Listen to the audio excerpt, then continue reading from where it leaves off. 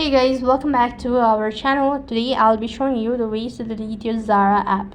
So to delete your Zara app or an account, you have to follow the steps. First of all, gonna log in into your account. When you're logged into your account, that's gonna take you to the home page.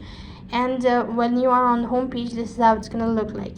So you're going to tap on the profile icon, and from the top, go ahead and select the option that says profile. When you are on the profile section, this is how it's gonna look like. So then to delete your account, press on the delete your account button. Here you'll be able to see all of this information. So basically, when you delete a Zara account, you cannot restore it once again. So next time when you try to log in, you have to go ahead and create a new account.